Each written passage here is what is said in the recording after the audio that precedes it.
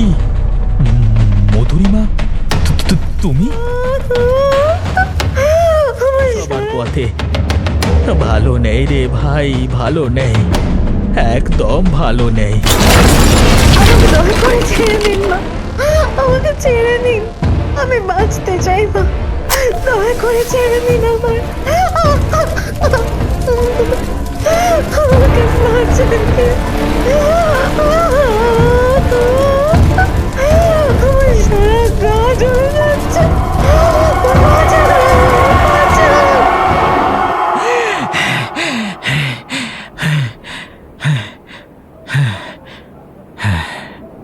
হার হিম করা আর্তনাদে চমকে লাফিয়ে খাটে উঠে বসল অর্পণ, চোখে মুখে ভয়ের ছাপ। আসলে সে তো এই ঘটনায় অভ্যস্ত হতে এখনো পারেনি। স্কুল কলেজের প্রেমগুলো এরকমই হয়, আবেগে ভরপুর। একটা মানুষ অবশ্য নিজেকে কতক্ষণই বা আটকায়, অর্পণও পারেনি। সেদিন ভূগোল ক্লাসের পরে, এই অর্পণ, ব্যস্ত আছিস? একবার এদিকে একটু শোন না। এই এক ডাকে বুকটা ছ্যাঁক করে উঠেছিল অর্পণের। কাঁপা পায়ে মধুরিমার দিকে এগিয়ে গেল। হ্যাঁ বল, কি বলবি? আসলে আমি তো এই কলেজে ট্রান্সফার নিয়ে এসেছি, তেমন কিছুই জানি না। তুই যদি একটু এদিক ওদিক আমাকে পরিচিত করিয়ে দিস তাহলে খুবই ভালো হয় আর কি। আচ্ছা চল। না, হাত সেদিন ধরেনি, কিন্তু মধুরিমার পাশে পাশে হাঁটতে তার সত্যিই খুব ভালো লাগছিল। কিন্তু ভালো লাগলেই বাকি, পরিণতি সবারই জানা। হলোও তাই। অর্পণ যখন মধুরিমার প্রেমে হাবুডুবু, তখন হঠাৎ করেই জানতে পারল মধুরিমার নাকি বিয়ে ঠিক হয়েছে। আরে বস, মন খারাপ করো না, এসব আসবে যাবে। এখন কেরিয়ার তৈরিতে মন দাও বস, এই তো সময় নিজেকে প্রমাণ করবার, বুঝলে না? তাকে সান্ত্বনা দিয়ে কথাটা সন্তু বলেছিল তাকে। কিন্তু কিন্তু সন্তু, আমার যে কিছুই ভালো লাগছে না, বুকের ভেতরটা যেন ফেটে যাচ্ছে। তুই তুই কিছু একটা কর ভাই, না হলে আমি কিন্তু আত্মহত্যা করব। আরে ধ্যার পাগল, কি সব আজে বাজে কথা বলিস? আরে ওসব ছাড় দেখি, চল চল ফিশ ফ্রাই খেয়ে আসি, চল। সেদিন সন্তু তাকে সঙ্গ দিয়ে চরম বিষণ্ণতা থেকে বের করে এনেছিল। এরপর সময় যত পেরিয়েছে, সবাই নিজের নিজের জীবন নিয়ে ব্যস্ত হয়ে পড়েছে। মধুরিমার কথা আর মনে ছিল না অর্পণের। হ্যাঁ হ্যালো, আচ্ছা আচ্ছা, আপনি একটা কাজ করুন, ওনাকে আমার কাছে পাঠিয়ে দিন। আমি শুনছি ওনার সব কথা, আপনি পাঠিয়ে দিন। ফোনটা কেটে একটা দরকারি ফাইল খুলে দেখছিল অর্পণ। এখন সে ব্যাংকের ম্যানেজার, মাথায় তার অনেক দায়িত্ব। আসবো স্যার? হ্যাঁ আসুন। কথাটা বলে সামনের দিকে তাকালো অর্পণ। লোকটির গাল ভর্তি দাড়ি থাকা সত্ত্বেও অর্পণের চিনতে অসুবিধে হলো না তার বন্ধুকে। এ কি সন্তু তুই? আরে আয় আয়, বস বস। তা অনেকদিন পর রে ভাই, কেমন আছিস বল? সন্তু এই প্রশ্নের কোনো জবাব দিতে পারল না।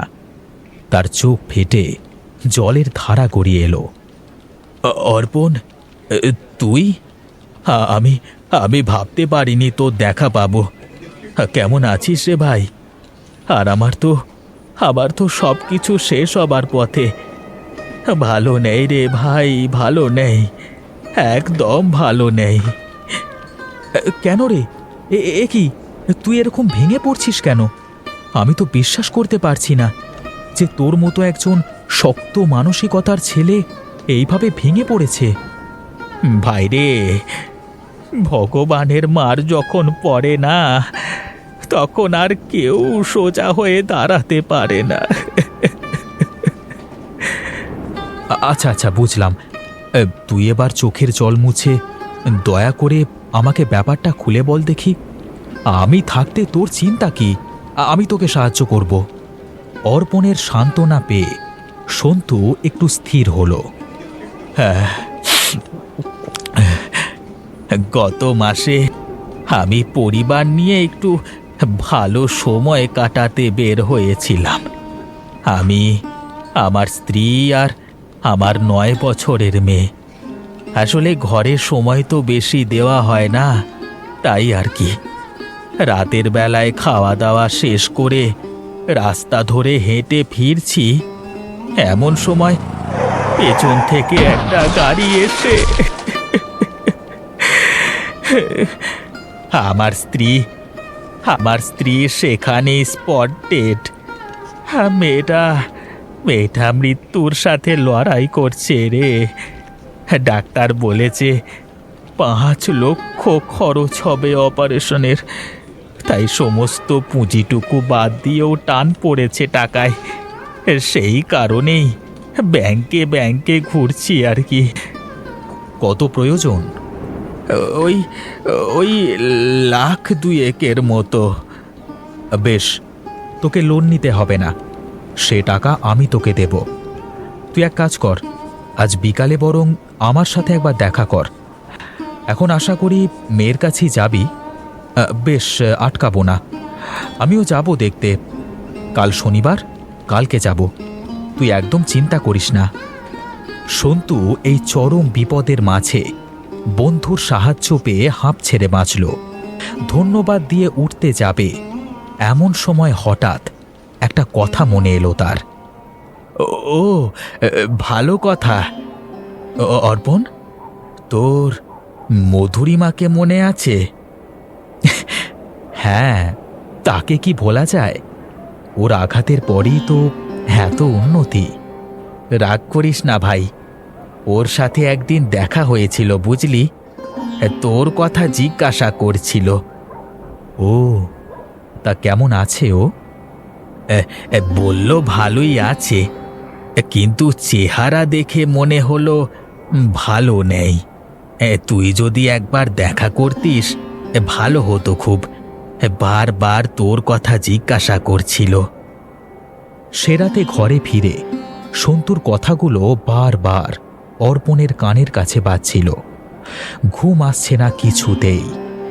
বিছানায় গড়াগড়ি খাচ্ছে আর ভাবছে, মধুরিমা আমার সাথে দেখা করতে চায়, কিন্তু কেন?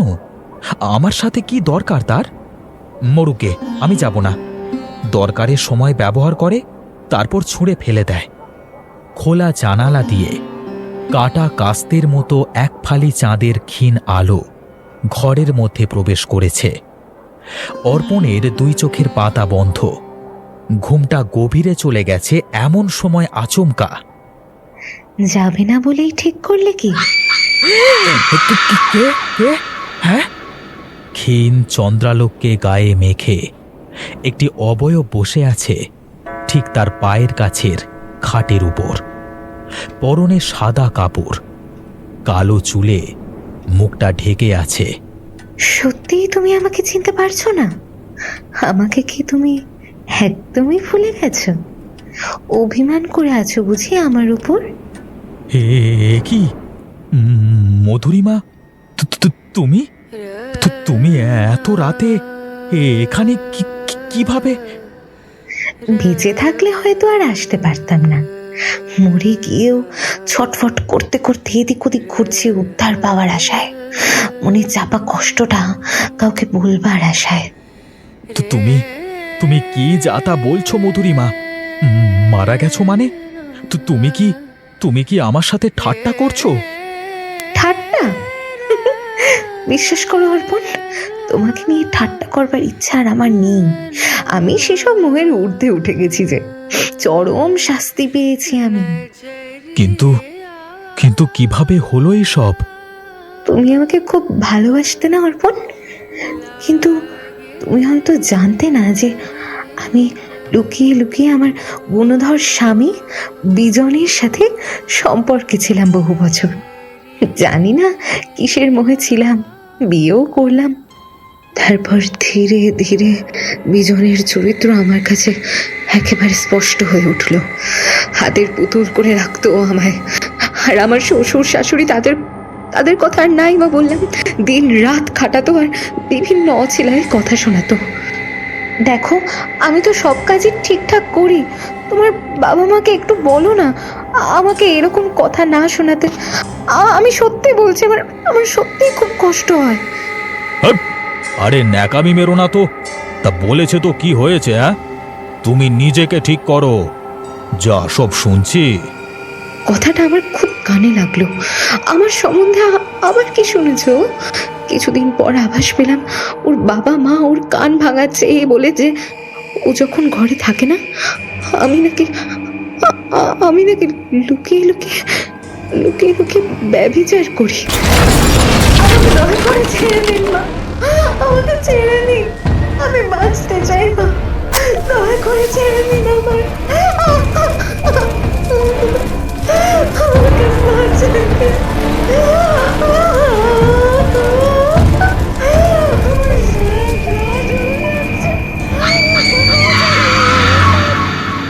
অর্পণের চোখের কোলে জল। এক মনে সে কথাগুলো শুনছিল। সেই শয়তানটা কোথায় যে তোমার সাথে এমন জঘন্য কাজ করেছে? তুমি শুধু একবার বলো, আমি আইন আইন আইন এসব জঘন্য কুৎসিত মানসিকতার লোকেদের সোজা করতে পারবে না। আইন শেখাচ্ছ তুমি আমায়? তাহলে বলো, আমি কি করব? তুমি বলে দাও আমাকে। কালকে তুমি হাসপাতালে যাবে না? সুন্দর মেয়েকে দেখতে যাবে না তুমি? হ্যাঁ যাব, কিন্তু তুমি। টাকা নিয়ে চিন্তা করো না, সব ব্যবস্থা হয়ে যাবে। মেয়েটার জীবন নরক হয়ে যাবে না, কথা দিলাম। কিন্তু এবারেও অর্পণ কথা শেষ করতে পারল না। একটা দমকা হাওয়া এসে মধুরিমাকে ভাসিয়ে নিয়ে গেছে। ঢুকেই সন্তুকে দেখতে পেল অর্পণ। চোখে মুখে এক রাস আনন্দ তার। হ্যাঁ অর্পণ, হ্যাঁ ভাই অর্পণ, টাকার ব্যবস্থা হয়ে গেছে ভাই, টাকার ব্যবস্থা হয়ে গেছে। আয় আয় ভাই আয়, ডাক্তারবাবুর সাথে কথা বলবি, আয় আয় আয় আয়, এক্ষুনি আয় এক্ষুনি আয়। হয়ে গেছে? কিভাবে হলো? আরে কোনো একজন অজ্ঞাত পরিচয় ব্যক্তি দিয়ে গেছে। আয় না তুই। সন্তু অর্পণকে টেনে নিয়ে ডাক্তারের কেবিনের মধ্যে প্রবেশ করল। হ্যাঁ, কথাটা সত্যি। ভদ্রলোক কালকেই উদ্ভ্রান্তের মতো এসে আমাকে ওই সর্বমোট 6 লক্ষ টাকা দিয়ে গেলেন এবং বললেন যে তিনি নাকি ওদের গাড়িতে চাপা দিয়েছেন এবং ওই মেয়েকে সুস্থ করবার জন্য বারবার অনুরোধ করলেন।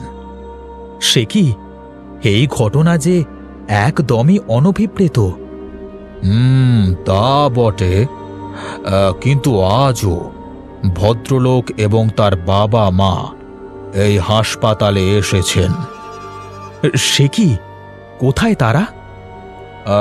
আসো দেখাচ্ছি। 3টি বেডে 3টি মৃতদেহ শোয়ানো আছে। 3টি মৃতদেহের মাথা পিছন দিকে মুচড়ে দিয়েছে। গোটা শরীর এদিক ওদিক খোবলানো। লাল মাংস এবং রক্ত শরীরের মধ্য থেকে বাইরে বেরিয়ে এসেছে। সন্তুর মুখে বিস্ময়। সে কি, এ তো মধুরিমার স্বামী বিজন, আর বাকি দুজন তার শ্বশুর শাশুড়ি। পাগলি মেয়েটা হাজার কষ্ট পেয়েও যাওয়ার আগে একটা নিষ্পাপ শিশুর জীবন বাঁচানোর ব্যবস্থা করে দিয়ে গেল।